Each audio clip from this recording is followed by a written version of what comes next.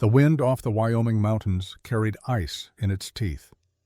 Rose Elizabeth Morgan stood alone on the wooden platform of the Silver Ridge Depot, watching the stagecoach disappear into the white fury of the blizzard, its wheels cutting dark lines through the snow before vanishing completely from sight.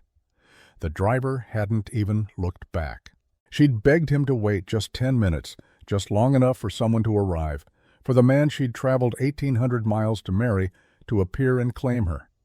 But the driver had simply shaken his head, his face grim beneath his frost-covered beard, and said the words that now echoed in her mind like a death sentence. "Storm's getting worse. We stay, we die. Good luck to you, miss." Now Rose stood in the gathering darkness of a February afternoon, 28 years old, alone in a town she'd never seen, waiting for a man she'd never met, with exactly 83 cents in her reticule and a single carpetbag containing everything she owned in the world. The cold was unlike anything she'd experienced in Boston. This wasn't the damp chill of Atlantic winters, the kind you could escape by stepping into a warm parlor or wrapping yourself in a wool shawl. This was a dry, vicious cold that seemed to reach inside your chest and freeze your lungs with every breath. Within minutes of the coach's departure, Rose had lost feeling in her toes.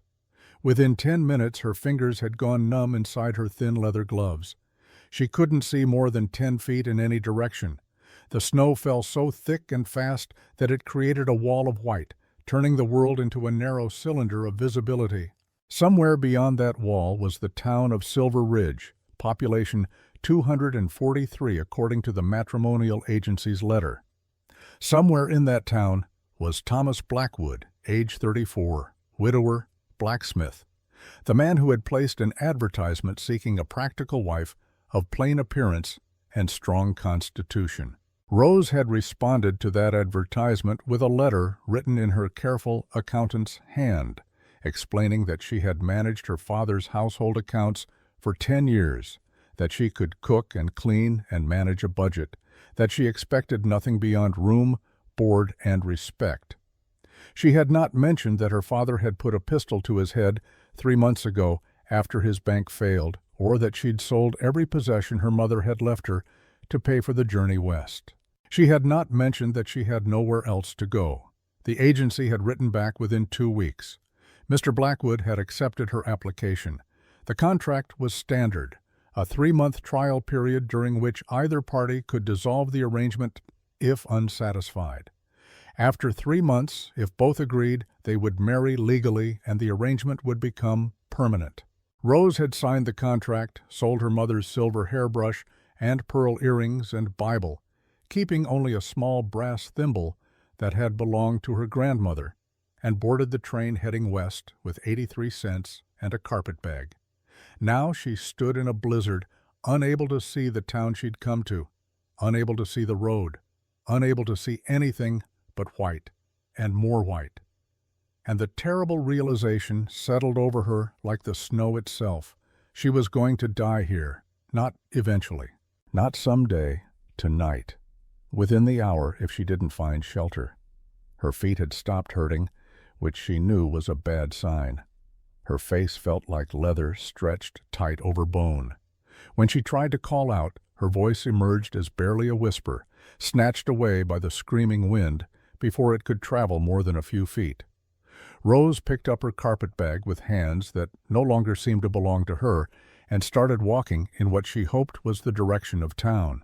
Each step was a battle against wind that tried to push her backwards, against snow that had already drifted knee-deep in places. She'd taken perhaps 20 steps when she realized she couldn't see the depot anymore. The building had disappeared into the white wall behind her. Panic rose in her throat. She had no idea which direction she was walking. The town could be behind her, to her left, to her right. She could be walking away from safety, deeper into the wilderness that surrounded Silver Ridge on 3 sides. She tried to turn back, to find the depot again, but the wind disoriented her.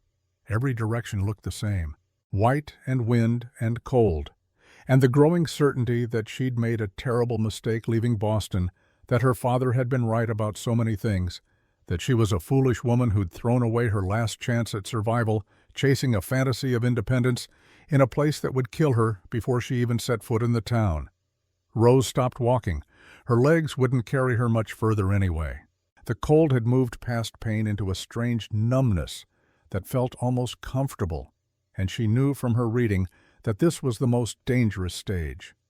This was when people sat down in the snow and never got up again.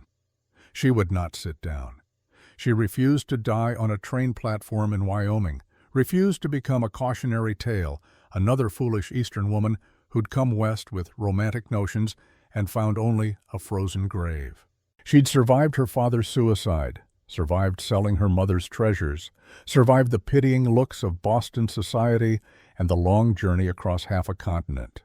She would survive this too. But her body was failing.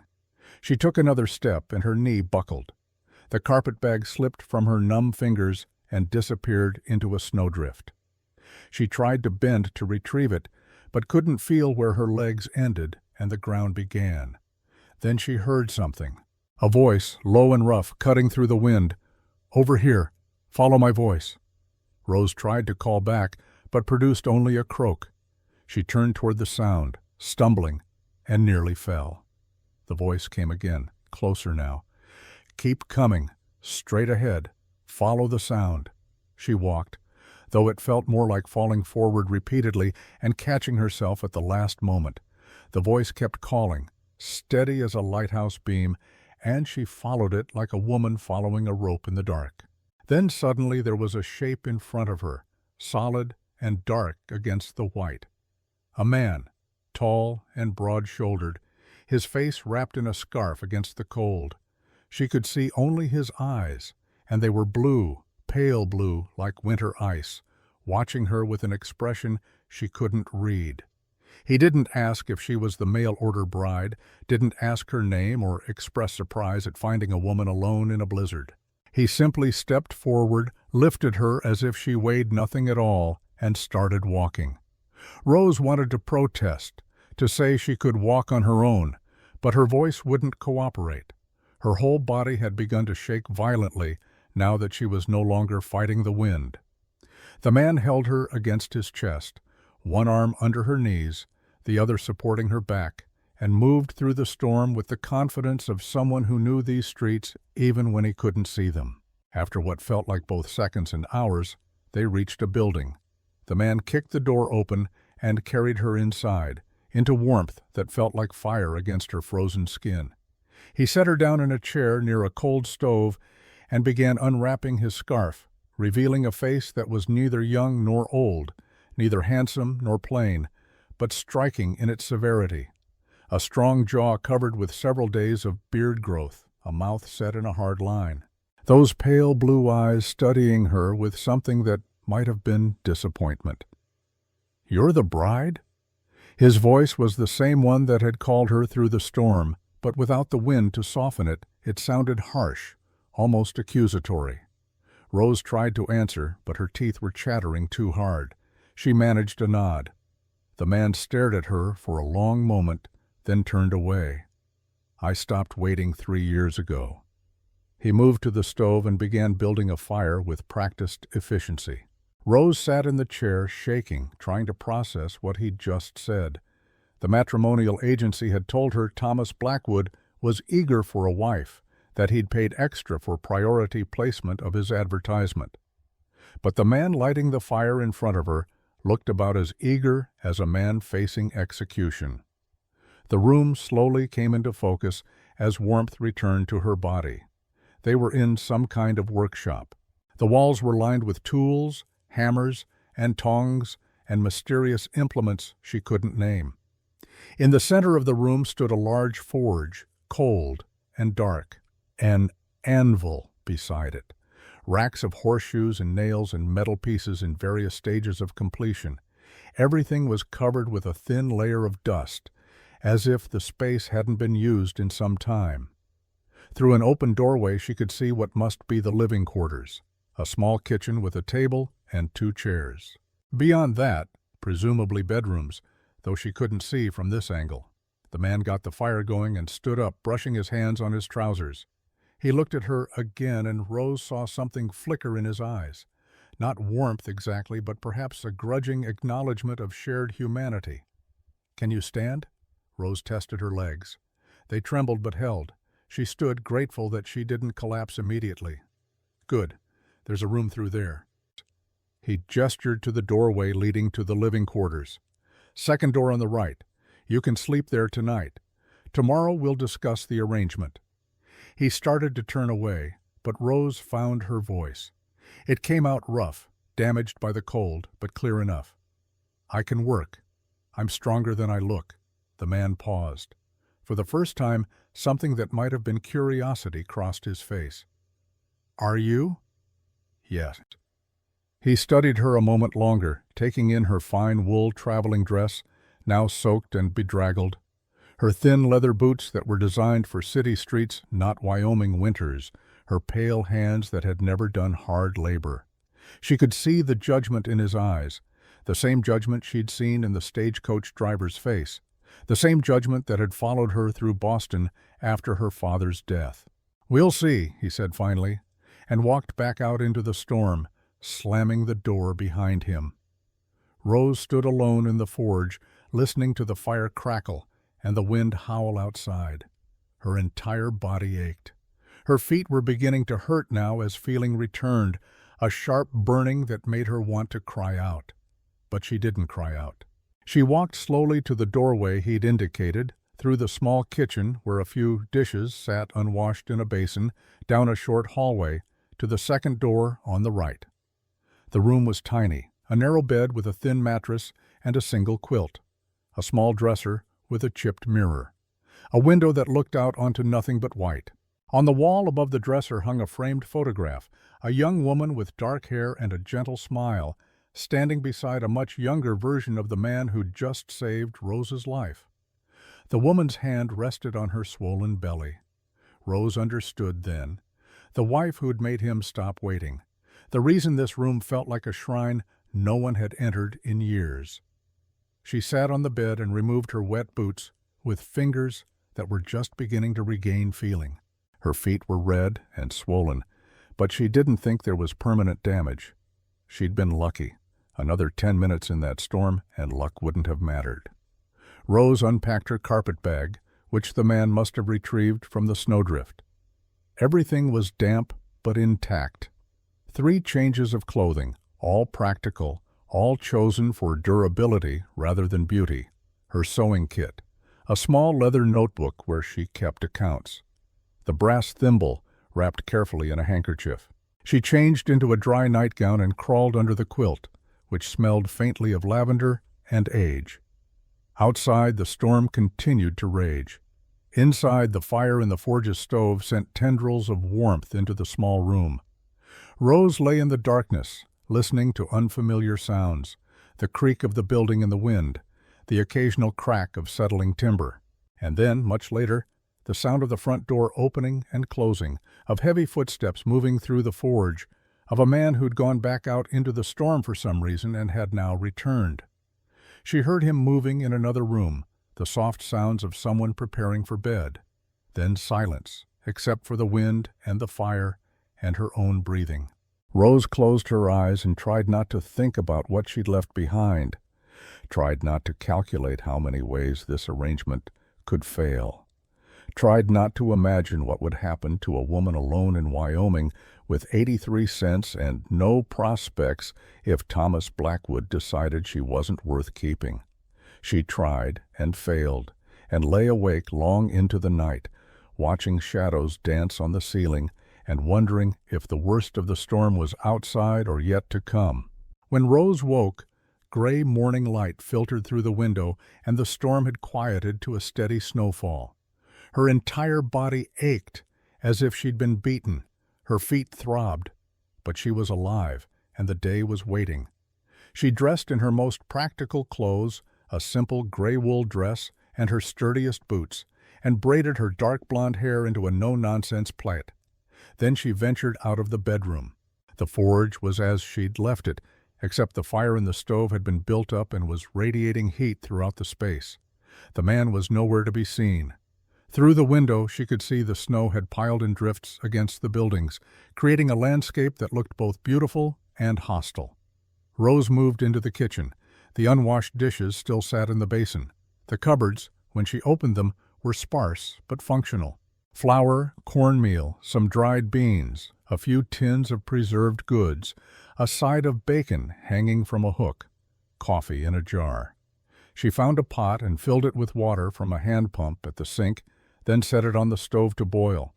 While she waited, she washed the dishes from what must have been several days ago, dried them, and put them away. She found a spider skillet and sliced bacon into it, then mixed cornmeal and water for Johnny cakes. The bacon was halfway cooked when the front door opened and Thomas Blackwood came in, stamping snow from his boots. He looked at her in surprise, as if he'd forgotten she was there, then at the stove where breakfast was cooking. "You don't have to do that," he said. "I know," Rose flipped the bacon, "but I'm hungry, and I assume you are too." He stood there uncertainly, a man uncomfortable in his own space now that someone else occupied it. After a moment he hung his coat on a peg by the door and removed his boots. His clothes were work-worn, the rough garments of a man who earned his living with his hands. But they were clean, and she noticed his fingernails were trimmed short. His hair, though in need of cutting, was washed. He washed his hands at the sink and sat at the small kitchen table without being asked. Rose served the bacon and Johnny cakes on 2 plates, poured coffee into 2 tin cups, and sat across from him. They ate in silence. The bacon was overdone, the Johnny cakes a bit dense, but it was hot food and Rose was too hungry to care about perfection. She noticed Thomas ate steadily, methodically, a man fueling his body for work rather than taking pleasure in the meal. When he finished, he pushed his plate away and looked at her directly for the first time since she'd woken. "The agency said your name was Rose Morgan." "It is." "Thomas Blackwood, though I suppose you knew that." "Yes." Another silence. Rose sipped her coffee and waited. She'd learned over the years that men often needed time to gather their thoughts, that rushing them only made them more resistant to communication. "I wrote to that agency 3 years ago," Thomas said finally. "After my wife died. I thought I needed help with the house, with the cooking and cleaning. Thought I was ready to move on. But you weren't. No." He looked down at his hands, those large, scarred hands that spoke of years at the forge. "I told them to cancel the arrangement. Sent a letter. They must not have received it." Rose's stomach tightened. "So you don't want a wife?" "I don't want a replacement." His voice was hard. "My wife, Anna. She was kind and gentle, and she deserved better than dying in childbirth in this godforsaken place. I don't need someone to take her place." "I'm not trying to replace anyone," Rose said quietly. "I'm trying to survive." Thomas looked up at her, something shifting in his expression. "Fair enough. The contract said 3 months trial. I'm asking for those 3 months. I'll keep house. I'll earn my keep. And at the end we can both decide if the arrangement should continue. If not, I'll move on." "Move on where? There's nothing else in Silver Ridge for a single woman. No jobs, no boarding houses with rooms for rent. Winter's just starting. You'd freeze before you made it to the next town." He was right, and they both knew it. Rose held his gaze anyway. "Then I suppose I'll have to make myself valuable enough that you want me to stay." Something that might have been respect flickered in those pale blue eyes. "The work here is hard. This isn't Boston society. There are no servants to call, no one to delegate tasks to. If water needs hauling, you haul it.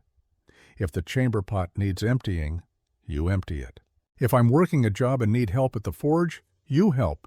Can you do that? I managed my father's household for 10 years after my mother died. I can cook, clean, manage accounts, and follow instructions. What I don't know, I can learn." "Why did you leave Boston?" The question was blunt, almost rude, but Rose appreciated the directness. "My father killed himself after his bank failed. I had no income and no prospects. The matrimonial agency offered a way out." Thomas absorbed this information without visible reaction. "So you're desperate?" Yes, are you? A pause. Then, to her surprise, a brief flicker of what might have been amusement crossed his face. Fair question. Yes, I'm desperate for someone who can keep this house from falling apart while I work.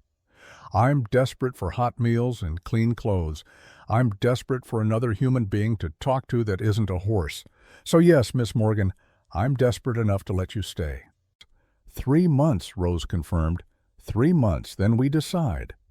He stood, carried his plate to the basin, and rinsed it. Then he turned back to her. The outhouse is 20 yards behind the building. The well is 30 yards beyond that. There's a path, but it'll be snowed over. I'll show you after breakfast. Thank you. The forge will be cold most days. I'm not working it much anymore, only taking jobs when I need money. But that means the house is cold too. You'll need to keep the stove going. There's wood in the shed beside the outhouse. I can manage. Can you? He studied her again, taking in her fine features, her city-bred hands, her complete inexperience with frontier life. We'll see. He put on his coat and boots and went back outside. Rose finished her coffee alone, then washed the dishes and explored the small house more thoroughly. Besides her bedroom, there was one other bedroom, clearly Thomas's. She didn't enter, just glanced through the open door. A neatly made bed, a chest of drawers, more photographs of Anna on the wall. The forge itself was larger than the living quarters. Besides the main forge and anvil, there were work benches along the walls, racks of tools, bins of scrap metal and coal. Everything was coated with dust and rust, as if the space had been abandoned mid-project. Rose found a broom in a corner and began sweeping.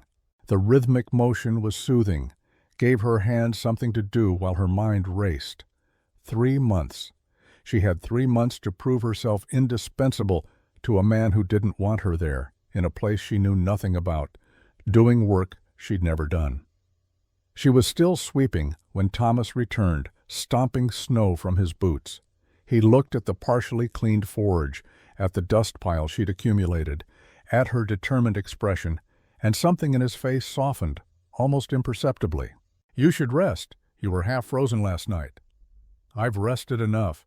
He moved past her to one of the workbenches and began sorting through tools, organizing them without apparent purpose. After a moment he said, "The town will want to meet you. Sarah Potter runs the boarding house. She's kind. She can answer questions about Silver Ridge that I can't." "All right." "William Crane owns the general store. He'll try to overcharge you. Don't let him." Rose smiled slightly. "I won't." Thomas glanced at her, and for the first time she saw him really look at her, not as an unwanted complication or a replacement for his dead wife, but as a person. A woman who'd traveled 1,800 miles alone, who'd nearly frozen to death in a blizzard, who'd woken up and started working instead of complaining about her circumstances.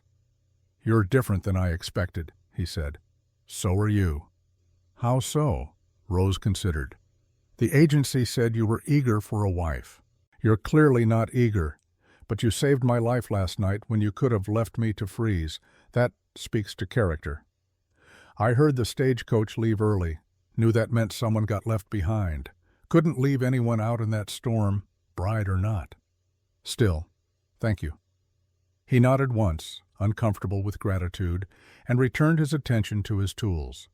But Rose noticed his shoulders had relaxed slightly, that some of the tension that had defined him since she'd arrived had eased. They worked in companionable silence for the rest of the morning. Thomas organized his forge while Rose continued cleaning. Outside, the snow fell steadily, adding to the drifts that had already buried half of Silver Ridge. Inside, the fire crackled, and two strangers learned to exist in the same space without collision. It wasn't companionship exactly. It wasn't even friendship, but it was a beginning, tentative and uncertain. And for now, that was enough.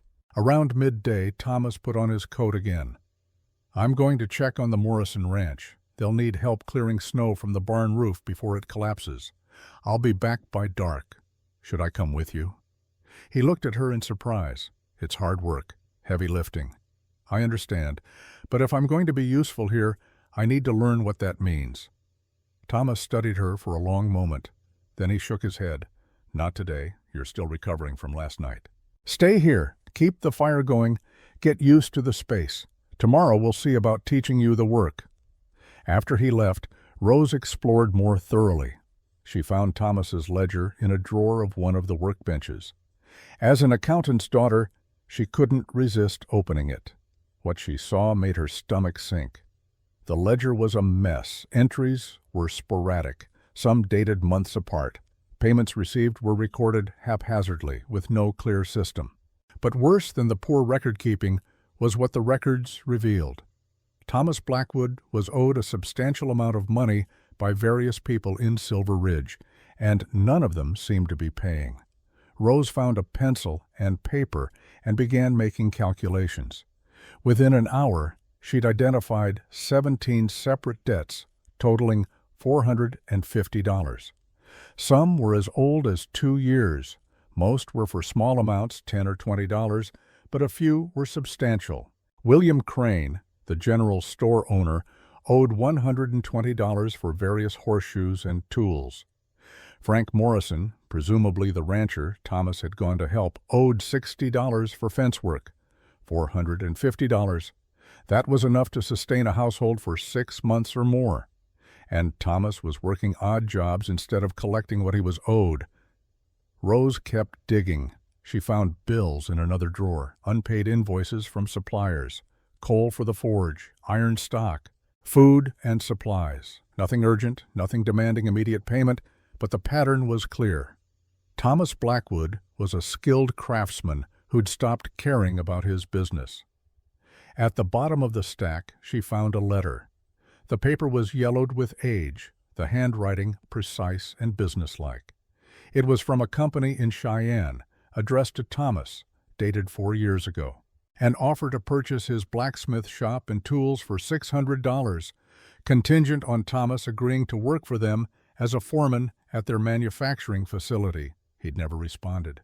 The letter bore no reply notation, no indication that he'd ever even considered the offer. Rose folded it carefully and put it back where she'd found it. $600, $450 in uncollected debts. The numbers swirled in her head as she prepared a simple dinner of beans and bacon as she waited for Thomas to return from the Morrison Ranch as the winter afternoon faded into early darkness. He came back just as she was setting the table, his face ruddy from cold, snow dusting his shoulders. He hung his coat and washed his hands without speaking, then sat at the table and looked at the food she'd prepared. "Smells good. It's just beans. Still smells good." They ate in silence for a few minutes. Then Rose said, "I found your ledger." Thomas's fork paused halfway to his mouth. "Did you?" "Yes. You're owed $450 by various people in town." "That's not your concern." "Isn't it? If I'm staying here, if this is going to be my home, then your business is my concern. $450 could make a significant difference." Thomas set down his fork. His expression had closed off, become hard again. "Those people are my neighbors. They'll pay when they can. Frank Morrison owes you $60, and you're helping him clear his barn roof for free." "That's different. His roof needs clearing, and his debt needs paying. Thomas, I'm not trying to interfere. I'm trying to help. This is what I do, what I did. I managed accounts, I collected debts, I made sure people paid what they owed. Let me do that here." "No." The word was flat, final. Rose had pushed too far, too fast. She could see it in the set of his jaw, the way his hands had clenched into fists. "These are good people," Thomas continued, his voice low and controlled. "They're struggling just like everyone else. When Anna died, they brought food. They sat with me. They helped bury her and the baby. I'm not going to demand payment from people who showed me kindness when I needed it most." Rose understood then. This wasn't about the money. This was about grief, about a man who'd stopped caring whether his business survived because he'd stopped caring about his own survival. "I'm sorry," she said quietly. "I overstepped." Thomas picked up his fork again and resumed eating, but the easy silence of the afternoon was gone. They finished the meal in tension and Rose cleared the dishes while Thomas sat at the table, staring at nothing. After a long while he spoke. "The agency sent you all this way. Least I can do is give you the 3 months we agreed to, but don't try to change how I run my business. Don't try to fix things that aren't broken." "Your business is broken," Rose said before she could stop herself. "You're one of the most skilled craftsmen in this territory, and you're working odd jobs for food instead of running a profitable forge. That's broken." Thomas stood abruptly. For a moment, Rose thought he might order her to leave, contract or no contract. But instead he just shook his head. "You don't understand." "Then help me understand." Anna loved this town. She made friends here, built a life here. When she died, everyone grieved, everyone hurt. How am I supposed to look Sarah Potter in the eye and demand the $20 she owes for the handle I fixed on her kitchen pump? How am I supposed to tell William Crane I need my $120 when his own store is barely surviving? "By remembering that you're barely surviving too," Rose said gently. "By remembering that you can't help anyone if you can't help yourself first." Thomas stared at her for a long moment. Then, without another word, he walked to his bedroom and closed the door. Rose stood alone in the kitchen, listening to the wind pick up outside, beginning another night of storm. She'd been in Silver Ridge less than 24 hours, and had already managed to anger the one person whose goodwill she needed to survive. But as she finished the dishes and banked the fire for the night, she couldn't regret what she'd said. Because the ledger had revealed something important. Thomas Blackwood wasn't just grieving. He was giving up. And Rose Elizabeth Morgan hadn't traveled 1,800 miles to watch another man destroy himself. Tomorrow, she'd start figuring out how to save him, whether he wanted to be saved or not. The next 3 days passed in careful avoidance.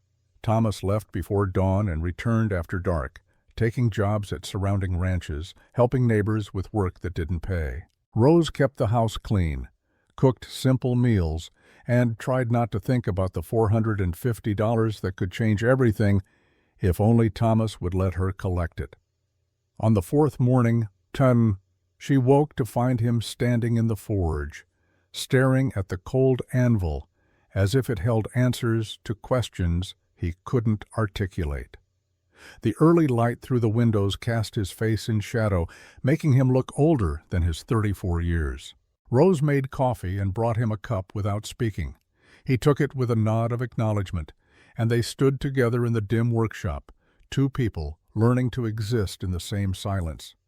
"I've been thinking," Thomas said finally, "about what you said, about the business." Rose waited. She'd learned that Thomas needed time to process, that pushing him only made him retreat further into himself. "You're right. The forge is broken. I'm broken." He turned to look at her, and she saw exhaustion in those pale blue eyes, a weariness that went deeper than lack of sleep. "After Anna died, I couldn't stand to work here. Everything reminded me of her. She used to bring lunch, sit on that stool there, talk to me while I worked. The sound of the hammer, the heat of the forge, it all became associated with loss. So I stopped. Started taking jobs that got me out of this building. That makes sense. Does it? Because it doesn't feel sensible. It feels like cowardice."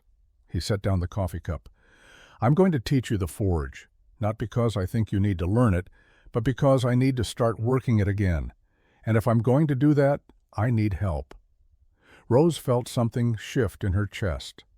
This was trust, tentative and fragile, but trust nonetheless. "I'll learn whatever you need to teach me. It's hard work, hot work. You'll burn yourself. Your hands will blister. It's nothing like managing household accounts." "I understand." Thomas studied her a moment longer, then moved to the forge. "First thing is the fire. Everything starts with the fire." He showed her how to arrange the coal, how to use the bellows to bring the temperature up, how to judge the heat by the color of the coals. Red for warming, orange for bending, yellow-white for welding. His hands moved with practiced efficiency, and Rose understood that whatever else had broken in Thomas Blackwood, his skill remained intact. The forge came alive under his attention, heat radiating outward, transforming the cold workshop into something almost alive. Thomas selected a piece of scrap iron and held it in the coals with long tongs, waiting for it to reach working temperature. "Watch the color," he instructed. "When it's orange, almost yellow, that's when you move fast. The metal is forgiving then. It wants to be shaped." He pulled the iron from the fire and laid it on the anvil, then picked up a hammer. The first strike rang out clear and sharp, echoing off the walls. The second followed, then the third, each blow deliberate and precise. The iron began to flatten under his hand, taking on a new shape. Rose watched, mesmerized. There was something almost hypnotic about the rhythm, the way Thomas's body moved in concert with the hammer, the way the metal responded to his will. This wasn't just craftsmanship. This was something closer to art. After several minutes, he plunged the iron into a bucket of water. Steam hissed and rose. When he pulled it out, the metal had become a simple hook, curved and functional. "Your turn." Rose's hands shook as she took the hammer. It was heavier than she'd expected, weighted in a way that felt unnatural. Thomas selected another piece of scrap iron and heated it, then placed it on the anvil. "Don't think. Just strike. Let the hammer fall. Guide it, but don't force it." She raised the hammer and brought it down. The strike was weak, glancing off the metal without effect. She tried again, harder this time, but the angle was wrong, and the hammer slipped. Again. For the next hour, Rose hammered at that piece of iron, trying to flatten it, trying to shape it into anything resembling useful. Her shoulders burned. Blisters formed on her palms where the hammer rubbed. Sweat ran down her back, despite the February cold outside. Thomas stood beside her, correcting her grip, adjusting her stance, showing her how to read the metal's changing color. He was patient in a way she hadn't expected, never criticizing, only guiding. By the time the iron had cooled for the final time, Rose had managed to create something that vaguely resembled a flat piece of metal, though it was uneven and pocked with marks from her inexpert striking. "It's terrible," she said, breathing hard. "It's a start." Thomas took the misshapen iron and held it up to the light. First piece is always terrible. Second is usually worse because you think you know what you're doing. Third starts to show promise. He set the iron aside and banked the forge fire. "We'll work an hour every morning. That's all your hands can take at first. The rest of the day you keep house like before. Agreed?" Agreed. That became their pattern. Each morning, Rose learned the forge while Thomas taught with a patience she suspected he'd once shown his wife. She learned to judge temperature by color and sound, learned the different hammers and their purposes, learned that hot metal had its own personality, that forcing it only resulted in failure. Her hands blistered, then calloused.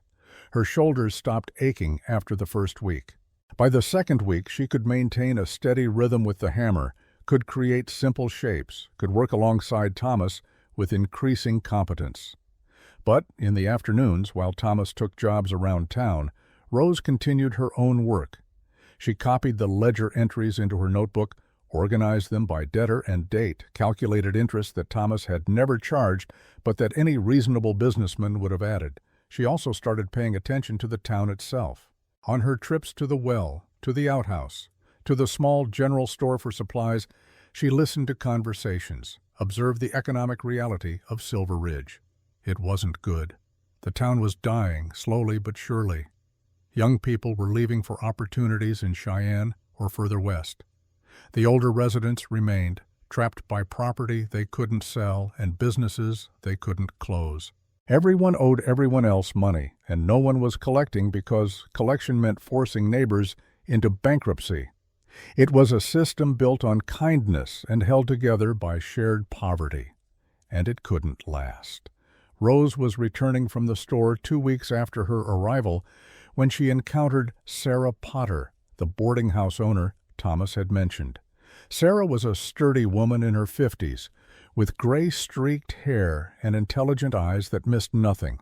"You must be Thomas's bride," Sarah said, not unkindly. I've been meaning to call, but the weather's been fierce. Rose Morgan, Rose offered her hand. Or I suppose it's Rose Blackwood now, though we haven't made it official. 3-month trial, I heard. Sensible arrangement. Sarah fell into step beside her. How are you finding Silver Ridge? Cold, isolated, struggling? Sarah laughed. Honest, at least. Yes, we're all those things, but we're also stubborn. This town survived worse than a hard winter and an economic downturn. Has it? Rose asked. Because from what I've seen, everyone here is one bad season away from complete failure. Sarah's expression grew serious. You're not wrong. But what can we do? We were all in the same situation. If I demand payment from Thomas for the pump handle he fixed, he can't buy supplies from William Crane. If William demands payment from Frank Morrison, Frank can't pay me for room and board when his ranch hands need housing. It's all connected, and if one thread breaks, the whole thing unravels. That's not sustainable. No, Sarah agreed, but it's what we have. They walked in silence for a moment. Then Rose said, What if there was a way to collect the debts without forcing anyone into bankruptcy, a system that benefited everyone? Sarah stopped walking. If you've figured that out, girl, you're smarter than all of us combined. Rose hadn't figured it out yet. But as she returned to the forge, as she spent the afternoon reviewing her notes while Thomas worked on horseshoes for the Morrison Ranch, an idea began to form. The problem wasn't that people didn't want to pay their debts. The problem was that everyone was waiting for everyone else to pay first. It was a deadlock created by kindness, and breaking it required someone willing to be unkind, or at least to appear unkind. That night Rose waited until Thomas had finished his dinner before speaking. I want to collect your debts. His fork paused. We discussed this. We discussed you collecting them. I'm proposing that I collect them. You continue working, continue being the kind neighbor everyone knows. I become the demanding outsider, the Eastern woman who doesn't understand frontier hospitality. They can hate me, but they'll pay. Thomas set down his fork. That's manipulative. Yes, it's also necessary. Thomas, that $600 debt you have coming due, the one from Victor Hayes for the coal and iron stock, when is it due? His face went pale. How do you know about that? I found the invoices. When is it due? End of the month, 3 weeks from now. And do you have $600? Silence. Thomas, if you don't pay Victor Hayes, he can seize the forge, the tools, everything. You'll lose the business your father built, that you've maintained for 10 years. Is your pride worth that? It's not about pride, Thomas said, but his voice had lost its certainty. It's about community, about loyalty. Loyalty that isn't returned isn't loyalty. It's self-destruction. Rose leaned forward. Let me collect what you're owed. I'll be the villain. They can resent me all they want, as long as they pay you. Then you pay Hayes, keep the forge, and everyone moves forward. Thomas stood and walked to the window, staring out at the snow-covered street. Minutes passed. Rose waited, hardly breathing. If you do this, he said finally, some people will never forgive you. Sarah Potter is one of the kindest women I've ever known, but she has a temper when pushed. William Crane holds grudges. You'll make enemies. I've made enemies before. I can handle it. He turned to look at her, and something in his expression had changed. Not quite trust, but perhaps the beginning of respect. Why are you doing this? You could wait out the 3 months, say the arrangement isn't working, move on. Why fight for a business that isn't yours? Rose considered her answer carefully. Because I'm tired of watching men destroy themselves. My father did it. He had a choice. Could have admitted his mistakes, could have started over, but instead he chose a pistol. You're making the same choice, just more slowly. And I refuse to stand by and watch it happen again. The words hung in the air between them. Thomas's face showed a dozen emotions, anger and grief, and something that might have been gratitude, all warring for dominance. All right, he said quietly. Collect the debts. But Rose, when this goes badly, and it will go badly, remember that I warned you. I'll remember.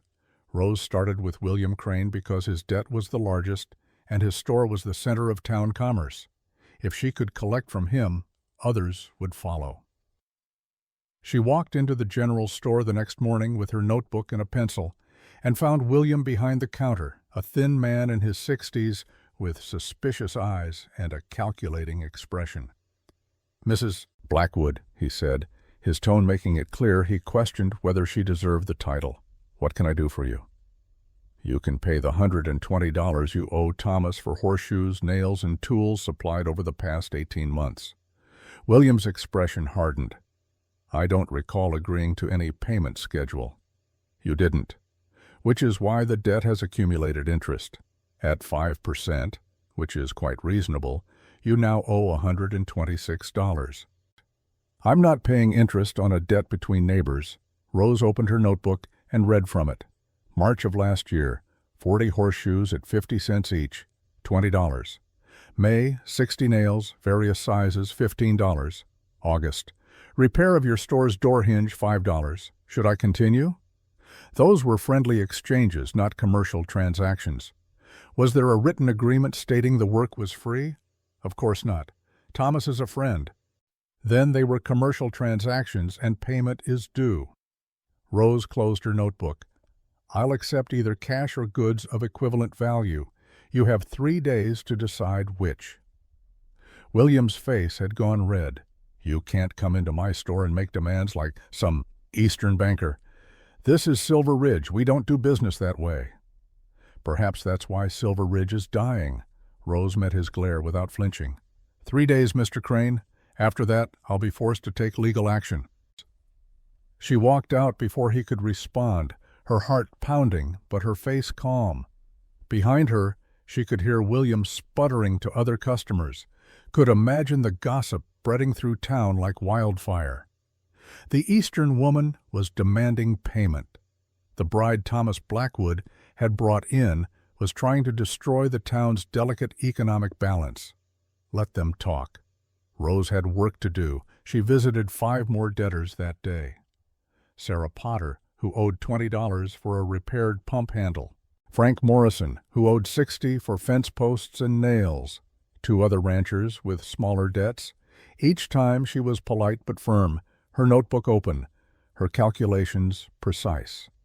Each time she was met with anger or dismay or, worst of all, quiet disappointment. These people had liked Thomas. They'd grieved with him. And now his wife, this stranger from Boston, was demanding payment for kindnesses they'd thought were freely given. Rose returned to the forge to find Thomas sitting at his workbench, not working, just staring at his hands. He looked up when she entered, his expression carefully neutral. "How did it go?" "About as expected. Everyone's angry. No one wants to pay." "I could have told you that." "Yes, but anger and refusal to pay are different things. They're angry because they know they should pay. They're angry because I'm forcing them to confront something they've been avoiding." Rose sat across from him. "They'll pay, Thomas. Maybe not today, maybe not tomorrow, but they'll pay. And then they'll never speak to either of us again. Perhaps. Or perhaps once the debts are cleared, once everyone's standing on equal ground, the relationships will actually improve. You can't build trust on unequal foundations." Thomas shook his head slowly. "You sound like a banker." "My father was a banker. I learned from him before he forgot everything he knew about managing risk." Rose reached across the workbench and placed her hand over his. "Trust me, please." His hand was rough under hers, scarred from years of burns and cuts, strong from constant work. He didn't pull away, and that small gesture of acceptance felt like a victory. "I trust you," he said. "God help me. I trust you."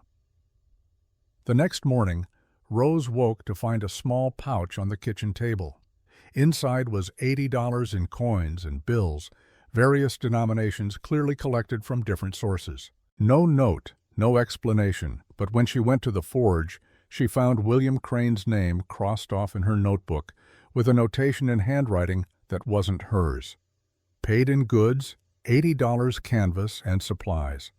Thomas had gone to Crane before the store opened, had accepted payment himself, had spared Rose another confrontation. It was a kindness, but it was also a concession. He was beginning to believe her way might work. Over the next week, more payments arrived. Sarah Potter paid her $20 in cash, though she couldn't look at Rose when she handed it over. One of the ranchers paid in beef, leaving a quarter side hanging from a hook behind the forge. Another paid in firewood, stacked neatly beside the house. By the end of 2 weeks, Rose had collected $385 of the $450 owed. The remaining $65 belonged to 2 men who had left Silver Ridge entirely, their debts uncollectible. But $385, combined with the $80 Thomas had managed to earn from odd jobs, gave them $465, still $135 short of the $600 needed to pay Victor Hayes. Rose sat at the kitchen table, reviewing her calculations for the 10th time, trying to find a way to make the numbers work. They could sell tools, but that would cripple the forge's future productivity. They could take out a loan, but from whom? Every bank in the territory was stretched thin. Thomas came in from the forge, covered in soot, and saw her expression. Bad news? We're short. Even with everything collected, we don't have enough. He sat across from her, his face resigned. Then I'll talk to Hayes. Maybe he'll accept partial payment. Give me more time. Men like Hayes don't give more time. They seize assets and sell them for profit. Rose closed her notebook. We need another way to make $135 in 2 weeks. There isn't another way, not in winter, not in Silver Ridge. They sat in silence, the impossibility of the situation settling over them like the snow that continued to fall outside. Rose had pushed so hard, had collected the debts, had made enemies in town, and it still wasn't enough. She was about to suggest selling her mother's thimble, the last thing she owned of value, when someone knocked on the door. Thomas answered it to find Frank Morrison standing in the cold, hat in hand, looking uncomfortable. Tom, Frank said, could I speak with you a moment? They stepped outside, leaving Rose alone in the kitchen. She could hear their voices through the door, low and serious, but couldn't make out the words. After several minutes, they came back inside, and Frank nodded to Rose. Mrs. Blackwood, Tom tells me you need work, real work that pays. I've got 50 fence posts that need setting before spring. Hard job, takes 2 people, usually takes a week. I'll pay $80 for the job if you can have it done in 10 days. Rose looked at Thomas, who was watching her with an expression she couldn't quite read. We'll do it, Rose said. Good. Start tomorrow if the weather holds. Frank nodded to both of them and left. After the door closed, Rose turned to Thomas. You asked him for work. I told him the situation. Told him you'd been collecting debts to help me, that we needed money fast. He offered the fence work. That's heavy labor. I've never done anything like that. I know. But Frank's offering a premium because of the tight deadline. And I think after the past 2 weeks, people are starting to understand why you did what you did. They don't like it, but they understand necessity. Rose felt something catch in her throat. This wasn't just Thomas accepting her help. This was Thomas advocating for her, explaining her actions to the community, beginning to see her not as an obligation, but as a partner. Thank you, she managed. Don't thank me yet. Setting fence posts in frozen ground is miserable work. You'll regret agreeing to it. I've regretted nothing since arriving in Silver Ridge. Even the blizzard that nearly killed you? Even that, because it brought me here. The words surprised her as much as they seemed to surprise him. But as she looked at Thomas Blackwood, at this complicated man who was learning to live again despite his grief, Rose realized they were true. She hadn't come to Silver Ridge looking for love. She'd come looking for survival.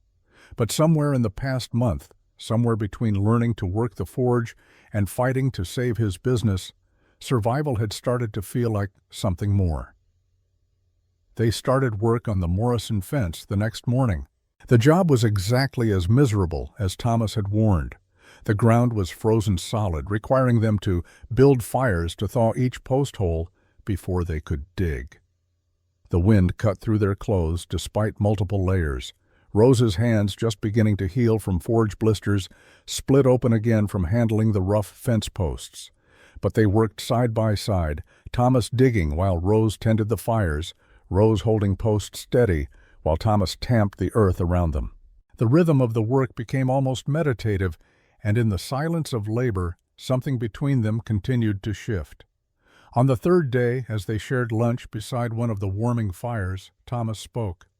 "You remind me of Anna sometimes, not in appearance or manner, but in determination. She was stubborn too, refused to give up on things even when giving up made sense." "Is that a compliment?" "It's an observation." He stared into the fire. "Anna wanted to leave Silver Ridge. Thought we should move to Cheyenne, where I could work for a manufacturer, make steady money. But I was stubborn too, wanted to keep my father's forge, maintain independence. If I'd listened to her, she might still be alive. Better doctors in Cheyenne, better facilities for childbirth." Rose set down her coffee. "You can't know that. Women die in childbirth in cities too. My mother died in Boston, with the best doctors available." "I know, but the guilt doesn't listen to logic." He finally looked at her. "For 3 years, I've been punishing myself, letting the business fail, avoiding the forge, taking the hardest jobs as some kind of penance. You've made me see that. Made me angry about it, too, at first. And now? Now I think maybe punishment isn't the same as remembering. Maybe I can honor Anna without destroying everything she helped me build." Rose reached out and took his hand, this gesture that had become natural between them over the past weeks. "She would want you to be happy, Thomas. She would want you to live, not just exist. I'm starting to understand that." They finished the Morrison fence in 9 days, beating the deadline by 1 day and earning the full $80 plus a bonus of $10 for the early completion. Combined with their previous $465, they now had $555. Still $45 short. Rose spent the evening doing calculations, trying to find some expense they could cut, some possession they could sell. But they'd already pared everything to the bone. There was nothing left. She was still calculating when Thomas came into the kitchen carrying something wrapped in oilcloth. He set it on the table and unwrapped it carefully. It was a watch, gold case, intricate engraving, the kind of piece that was handed down through generations. "My father's watch," Thomas said. "My grandfather's before that.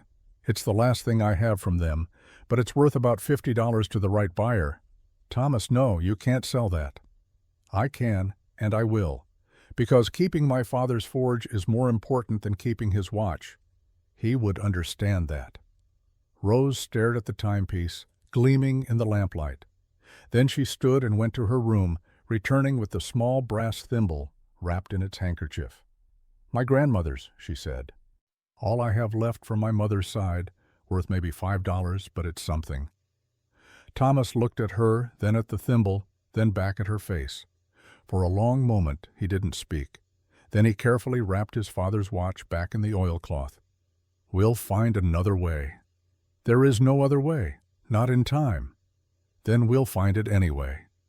He reached across and closed her fingers around the thimble. "You've given up enough, Rose. You've made enemies in this town for me, worked yourself raw for my business. I won't take the last thing you have from your family. What choice do we have?" Thomas stood and moved to the window, thinking. Outside, the February night was clear for once, stars visible in the cold sky. When he turned back, there was determination in his face that Rose had not seen before. "We work, both of us, at the forge. We take every job we can find, work day and night if we have to, and we make the finest pieces we've ever made. We have 10 days until Hayes comes for his payment. We use those 10 days to earn what we need. That's impossible. Probably. But it's better than giving up our last connections to the people we've lost." He held out his hand to her. "What do you say, partner? Want to try impossible?" Rose looked at his outstretched hand, calloused and scarred, offering not just a plan, but a true partnership. Then she took it. "Let's try impossible." They worked like people possessed. Thomas fired the forge at dawn and kept it burning until midnight, the glow visible through the windows long after the rest of Silver Ridge had gone dark. Rose learned to work metal not just adequately, but with increasing skill, her hands moving with confidence born of necessity rather than talent. Word spread through town that the Blackwood Forge was taking orders again, real orders, not just repair work, but custom pieces. A rancher 20 miles out needed 50 new horseshoes and was willing to pay premium for quick delivery. A merchant in Cheyenne wanted decorative ironwork for a new storefront. Even William Crane, despite his earlier resentment, placed an order for door hardware, though he dealt only with Thomas and pretended Rose didn't exist. The work was relentless. Rose's hands, which had finally begun to heal from the fence work, split open again. Burns accumulated in her forearms where hot metal had touched skin. Her shoulders ached from hours of hammering, but every night Thomas counted their earnings, and every night the number grew closer to what they needed. $560, $70, $85, $90. With 3 days left before Victor Hayes would arrive, they had $592. The extra $37 beyond the Morrison payment had come from 3 small repair jobs Thomas completed during their forge marathon. New hinges for Sarah Potter's boarding house door, a set of hooks for William Crane's store, and emergency horseshoes for a passing traveler. $8 short. So close Rose could taste it, but $8 might as well have been $800. So close Rose could taste it, but $8 might as well have been $800. Hayes was not a man who accepted partial payment or granted extensions. On the evening of the third to last day, Rose was banking the forge fire while Thomas cleaned tools when she noticed him moving oddly, favoring his left side. "You're hurt." "Just sore. Pulled something lifting that anvil yesterday." "Let me see." Thomas lifted his shirt reluctantly, revealing a purple bruise spreading across his ribs. Rose drew in a sharp breath. "That needs binding. You might have cracked something." "I'll be fine." "Thomas, if you've fractured a rib and keep working, you could puncture a lung. Let me bind it at least." She found clean cloth and wrapped his torso tightly while he stood silent, his jaw clenched against pain he wouldn't admit to feeling. When she finished, her hands rested on his chest for a moment longer than necessary, feeling his heartbeat steady and strong beneath her palms. "You're killing yourself for this forge," she said quietly.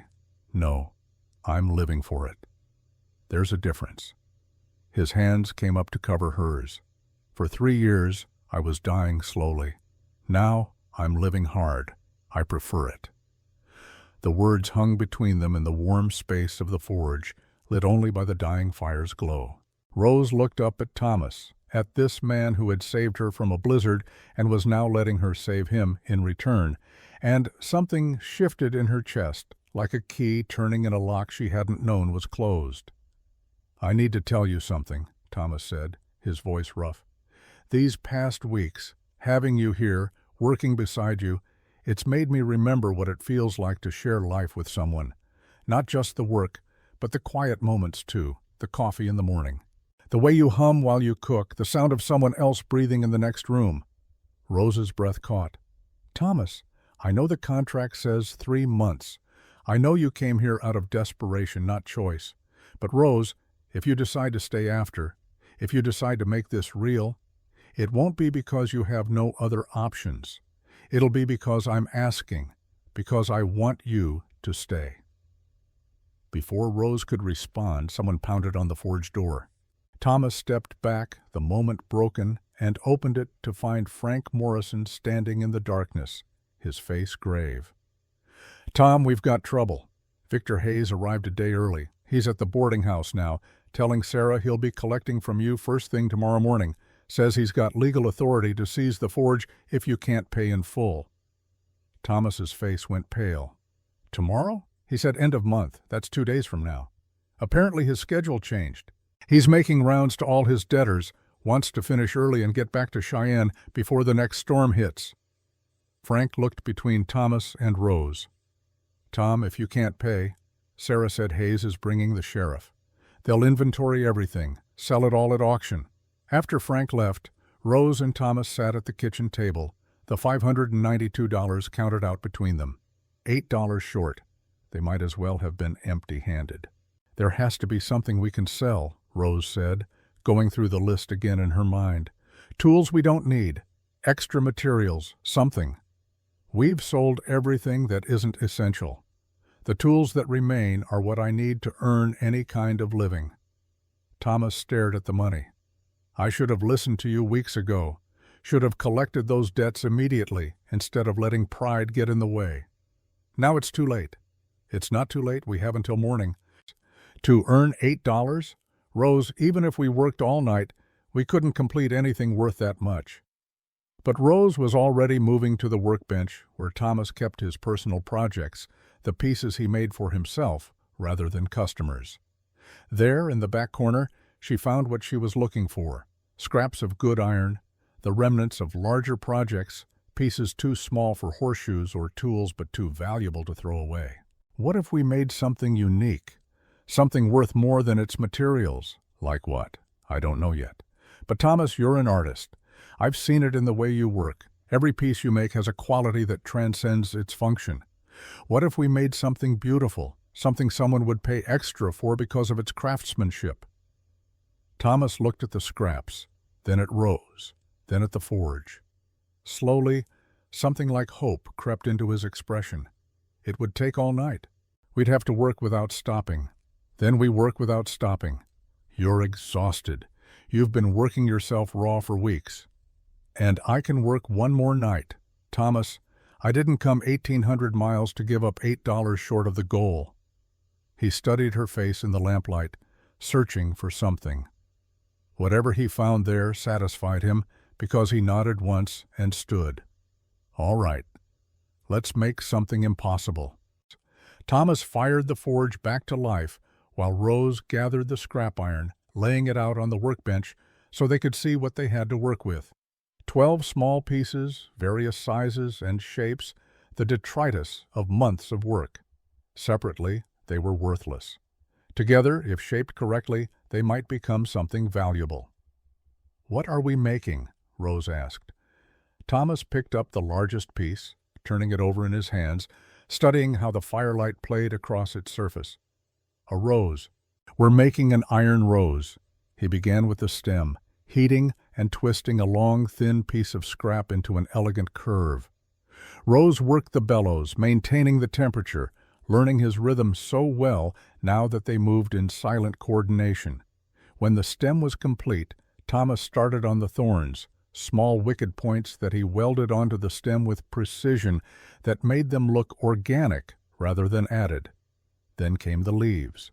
2 pieces of scrap hammered thin and shaped with delicate strikes, veins pressed into the surface with a blunted chisel, each leaf a small work of art. Thomas welded them to the stem, positioning them to catch light at angles that would make them seem almost alive. By 2 in the morning, they'd completed the foundation. By 4, Thomas had begun work on the petals, and this was where his true artistry emerged. He took the remaining 8 pieces of scrap and transformed each one into a rose petal, no two exactly alike.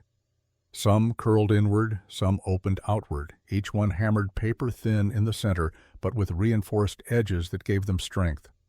Rose watched, mesmerized, as Thomas worked. His injured ribs must have been screaming, but his hands never faltered. Each petal was heated, shaped, refined, then heated again for the final details, small imperfections that made them real. Slight variations in thickness that caught light differently. The suggestion of texture without actual texture, an illusion created by shadow and curve. As dawn approached and the first gray light began to filter through the windows, Thomas welded the petals together into a bloom. 12 petals, arranged in layers, the inner ones tight and protected, the outer ones opened in full blossom. He worked with a concentration so complete that Rose didn't dare interrupt, just kept the fire hot and handed him tools before he asked for them. When he finally plunged the completed rose into the water bucket, the steam that rose seemed to carry with it 3 years of grief and a month of desperate work and the hope that impossible things might sometimes become possible after all. Thomas lifted the iron rose from the water and set it on the workbench. Neither of them spoke. The rose sat between them, water still beating on its surface, catching the morning light through the windows. It was perhaps 14 inches long from stem to bloom, the metal dark and rich, still warm enough that the water evaporated slowly, creating a haze around it that made it seem unreal. "It's beautiful," Rose whispered finally. "It's not finished." Thomas picked up a small stamping tool and began working on the stem, carefully tapping letters into the metal. Rose watched as words appeared, one on each section of the curving stem. Strength, fire, partnership, trust, courage, patience, resilience, intelligence, grace, honesty, loyalty. He paused before the final word, the stamping tool hovering over the metal. Then he looked at Rose with an expression that made her heart stop. "I made this for you," he said. "Not to sell. For you. Thomas, we need the money. We'll find another way." This rose took 6 hours of work, but I've been thinking about it for weeks. Every petal represents something you've shown me since you arrived. Strength, when you walked into that blizzard. Fire, when you demanded payment from my debtors. Partnership, when you learned the forge. All of it. He stamped the final word into the stem. Love. I'm asking you to marry me, Rose. Not because the contract says so. Not because you need security or I need a housekeeper. But because in 1 month you've shown me that life isn't just about surviving loss. It's about choosing to build something new, even when you're terrified it might be lost too. Rose stared at the iron rose, at the words stamped into the stem, at this man who had learned to live again, partly because she'd refused to let him die slowly. What about Hayes? What about the forge? The hell with Hayes. The hell with the forge.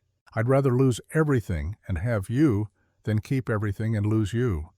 That's not practical. No, but love isn't practical. Anna taught me that. You've taught me that. Thomas set down the stamping tool. I know this isn't what you signed up for. I know I'm damaged and difficult, and this town is dying, and winters are hard. But Rose, I love you. And if you'll have me, truly have me, not as a contract but as a husband, I promise I'll spend every day trying to be worthy of the choice you made when you stepped off that coach into a blizzard. Rose reached out and traced the words on the rose's stem, her fingers finding love at the very end. 1 month ago, she'd been standing on a train platform with 83 cents, waiting to marry a stranger out of pure desperation. Now she was standing in a forge she'd helped save, looking at a man she'd come to admire and then, somehow, to love. Yes, she said, yes, I'll marry you, I'll stay. Not because I have nowhere else to go, but because there's nowhere else I want to be. Thomas pulled her to him, careful of his injured ribs, and kissed her with a tenderness that contradicted his rough exterior. The kiss tasted like smoke and sweat and the future, uncertain but chosen, frightening but theirs. When they finally broke apart, Rose picked up the iron rose. This is worth far more than $8 to me. But Thomas, we still need to pay Hayes. If we lose the forge, we lose everything we've built. I know, but I couldn't sell this. Not after making it for you. Then we don't sell it. We give it to Hayes. Thomas stared at her. What? Look at this craftsmanship. Look at the detail, the artistry. A man like Hayes, a merchant, he must have customers who would pay premium prices for work like this. What if we offer him a trade? $592 cash, plus this rose as a demonstration piece. If he can sell commissioned work like this in Cheyenne, we'll make him pieces on contract. He gets more than his $600 worth, we keep the forge, everyone profits. That's assuming he sees value in it beyond the iron weight. Hayes is a merchant. He wouldn't have survived this long without recognizing opportunity. And Thomas, if this doesn't work, we've lost nothing we weren't going to lose anyway. Thomas picked up the rose again, studying it as if seeing it for the first time. Then slowly he nodded. All right, we try it your way. But Rose, if he refuses, if he takes the forge, I want you to know something. Meeting you was worth it. All of this was worth it. We're not losing the forge. You can't know that. No. But I can choose to believe it, just like I chose to believe a man I'd never met would be waiting in a blizzard. Just like I chose to believe an iron rose was possible when we had $8 and 6 hours. Rose set her hand over his. I'm choosing to believe we win. Victor Hayes arrived at 9 in the morning, accompanied by the county sheriff and carrying a leather portfolio full of legal documents. He was a heavy-set man in his 50s, dressed in city clothes that looked ridiculous in frontier Silver Ridge, but his eyes were sharp and calculating, the eyes of someone who made his living from other people's desperation. Thomas Blackwood. Hayes didn't offer his hand. I assume you have my $600. $592, Thomas said, plus something else. Come into the forge. Hayes exchanged a look with the sheriff, then followed Thomas inside with Rose trailing behind. The iron Rose sat on the workbench, positioned to catch the morning light streaming through the east window. Hayes stopped when he saw it, his expression unreadable. What's this? A demonstration of craftsmanship, the finest work I've ever done. Thomas picked up the Rose carefully. The iron itself is worth maybe $2, but the work, the artistry, that's worth considerably more to the right buyer. Hayes took the Rose, turning it over in his hands with surprising gentleness. He studied the petals, ran his finger along the stem, discovered the words stamped into the metal. For a long moment he said nothing. I'm not a romantic, Blackwood. I don't pay premium for sentiment. I'm not asking you to. I'm asking you to recognize a business opportunity. But Thomas gestured to the forge, to the tools, to the evidence of skill visible in every corner of the workshop. You have customers in Cheyenne, wealthy customers who want unique pieces, commission work from this forge. I'll make you items that will sell for 10, 20 times what the raw materials cost. You pay me a fair craftsman's wage, mark it up, and profit from the difference. And the debt? $592 cash today, plus this Rose as the first commissioned piece. Call it valued at $50 retail, $25 to you wholesale. That clears the debt and establishes our business relationship going forward. Hayes continued examining the Rose, but Rose could see him calculating, could almost hear the merchant's mind working through profit margins and market demand. The sheriff stood by the door, looking bored, clearly expecting this to end with inventory and seizure. Finally, Hayes set down the Rose. I'll give you $20 credit for the Rose, not $25. And I want a contract stating you'll produce 4 custom pieces per month for the next year, delivered to my office in Cheyenne, with me taking 40% of the retail price. 30%, Thomas countered, and I'll do 6 pieces per month. 35%, 5 pieces. Done. They shook hands, and Rose felt her knees go weak with relief. Hayes counted out the $592 with the careful precision of a man who knew exactly how much money he'd loaned and when. Then he picked up the iron Rose again. This really is exceptional work, Blackwood. I know at least 3 customers who'd pay $100 for something like this. You've been wasting your talent on horseshoes. I know, but I'm done wasting it now. After Hayes and the sheriff left, Rose and Thomas stood alone in the forge, the space suddenly feeling enormous and empty and full of possibility all at once. We did it, Rose said, still not quite believing. You did it. The Rose was your idea. The trade was your idea. I would have just handed over the tools and walked away. No, you wouldn't have. Not anymore. Rose moved to where the money had sat on the workbench, now gone to Hayes. We saved it together. Everything we've done together. Thomas pulled her close again, and this time there was no hesitation, no careful distance. Just 2 people who'd found each other by accident and chosen each other on purpose, standing in a forge that smelled of coal smoke and hot iron and new beginnings. I want to marry you properly, Thomas said, not just sign papers. I want everyone in Silver Ridge to witness it. I want Sarah Potter to cry and William Crane to grudgingly admit we're a good match. I want to do this right. Then we'll do it right. But Thomas, there's something else we need to discuss. What? The contracts you took from Hayes. 6 pieces per month for a year. That's a lot of work, more than you can manage alone even working full-time. I'll manage. I've managed worse. You'll burn yourself out. And more importantly, you'll make better pieces with help. Rose picked up a hammer from the workbench. Teach me properly. Not just basic shaping, but real metalwork. Make me your apprentice officially. We'll build this business together, Thomas, a real partnership.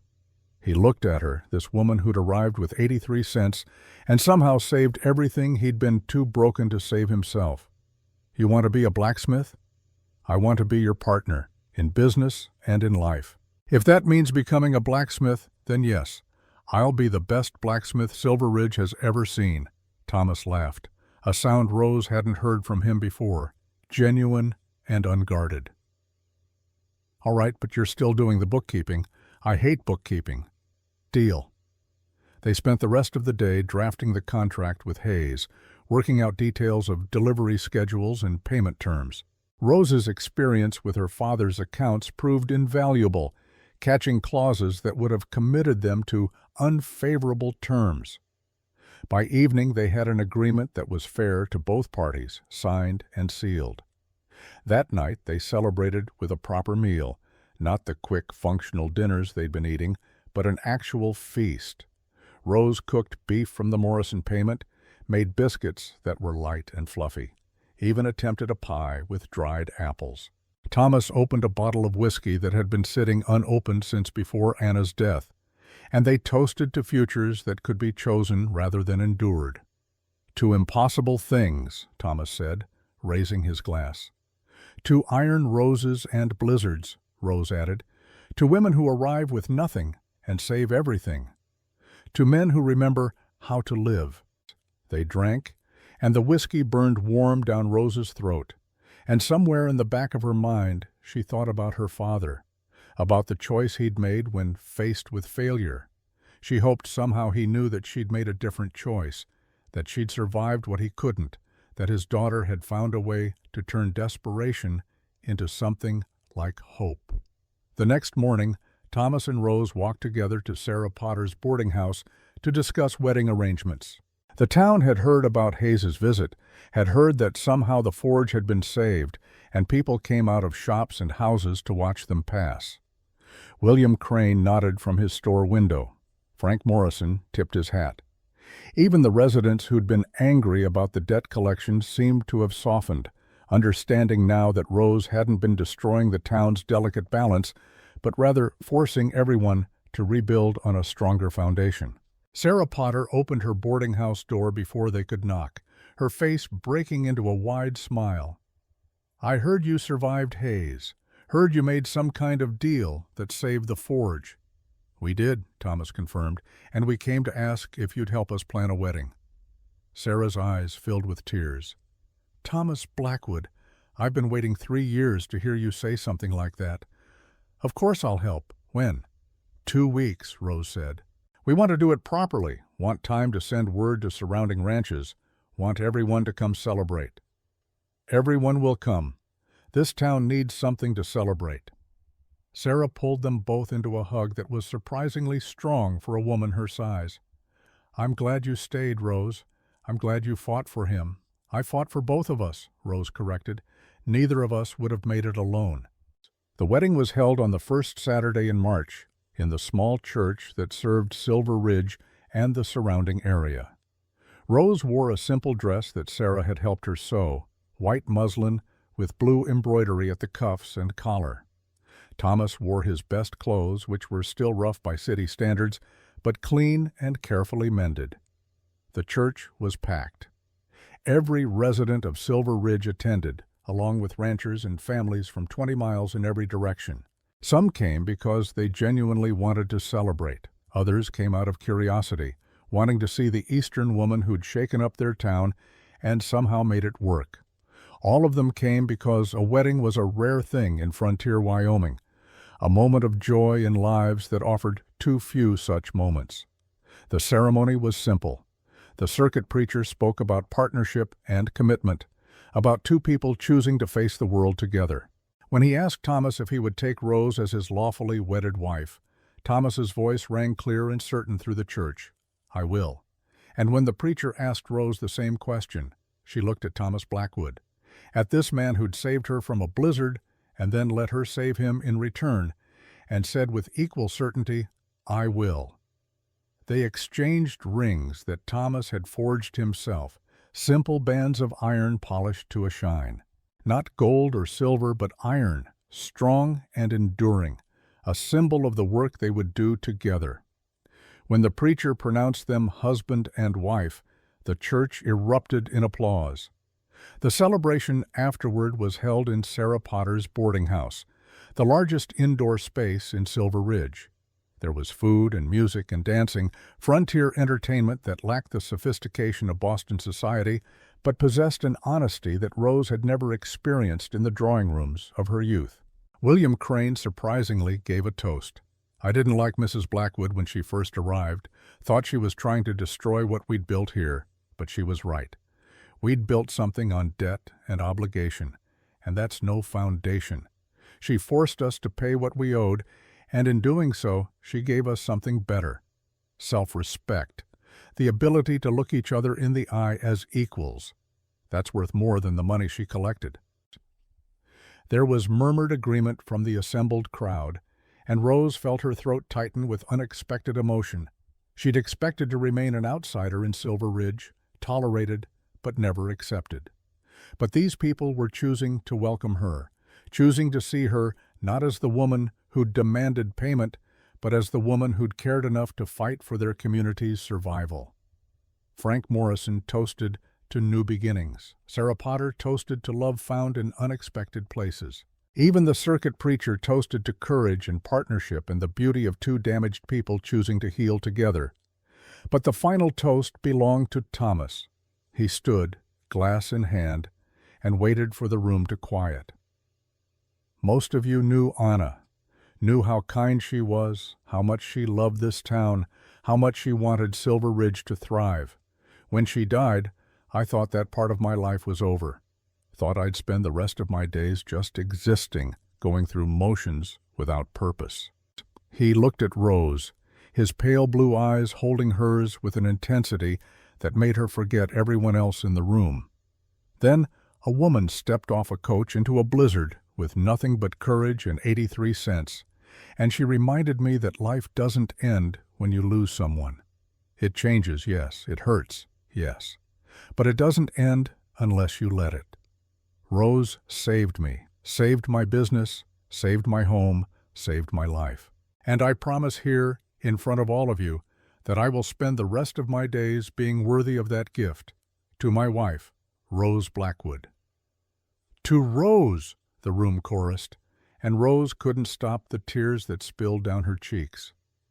The celebration continued until late in the night, but eventually the guests departed, couples heading home to cold ranches, single men to boarding rooms, families to small houses scattered across the territory. Thomas and Rose walked back to the forge under a sky brilliant with stars, the March cold no longer quite so bitter, the wind no longer quite so cruel. Inside, the forge was warm and welcoming. They'd cleaned it for the wedding, organized the tools, scrubbed away months of accumulated grime. It looked like a business again, like a place where meaningful work happened, like a home. That night, in the bedroom that had once belonged only to Thomas, they consummated their marriage with a tenderness that surprised them both. There was passion, yes, but beneath it was something deeper, the recognition that they had chosen each other not once but repeatedly, in small decisions and large, in moments of crisis and moments of calm. This was not the desperate coupling of two lonely people, but the intimate connection of true partners.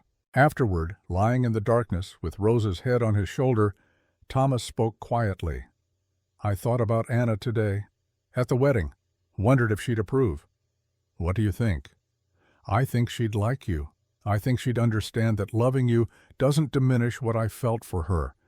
Love isn't a finite resource. The heart doesn't have a limit on how much it can hold. I think she'd want you to be happy.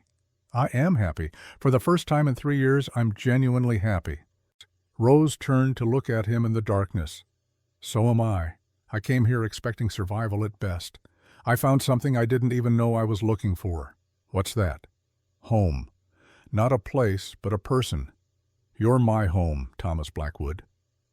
They fell asleep tangled together. The forge banked for the night, the tools resting until morning, the future stretching ahead, uncertain but full of possibility. The years that followed were not easy, but they were good. Thomas and Rose built the blacksmith business into one of the most respected in the territory, their work sought after by customers as far away as Cheyenne and beyond. The iron rose Thomas had made became their signature piece, and they created dozens of variations, each one unique, each one stamped with words that mattered to its recipient. Rose's skill at the forge grew until she was Thomas's equal in many tasks, his superior in some. She never lost her talent for accounting, and under her management the business thrived financially as well as creatively. They took on an apprentice, a young man from Silver Ridge who showed promise, and Rose taught him with the same patience Thomas had shown her. In their second year together, Rose became pregnant. The news filled her with joy and terror in equal measure, memories of Anna's death haunting both of them. But Thomas hired the best doctor available, brought him from Cheyenne to stay in Silver Ridge for the final month of pregnancy. And when their son was born, healthy and squalling, in the bedroom where Rose had first slept alone and frightened, both parents cried with relief. They named him Henry, after Thomas's father. He grew up in the forge, learned to hammer metal as soon as he could hold a hammer, learned bookkeeping from his mother and metalwork from his father. He was a serious child, thoughtful and careful, with his mother's practical nature and his father's artistic soul. 5 years after Henry came a daughter, Margaret, named for Rose's mother. She was fierier than her brother, more willing to take risks, and she shocked the town by announcing at age 15 that she intended to become a blacksmith like her parents. Thomas and Rose supported her, though it meant battling prejudice from customers who didn't believe a woman could do such work.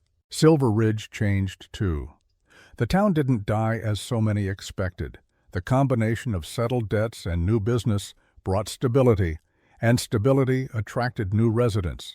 A proper school was built, a second church.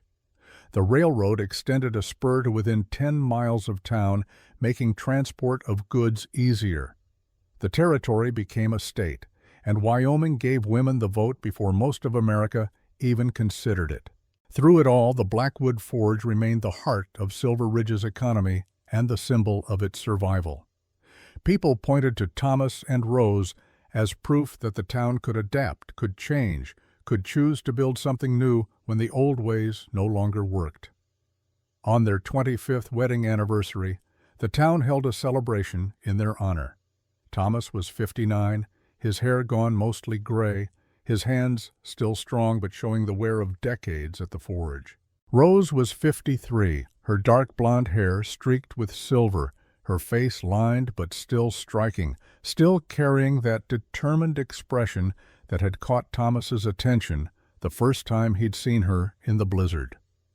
At the celebration, Henry stood to speak, now a man of 23, running the forge alongside his father, while his sister Margaret managed the Cheyenne contracts from their second location in the city.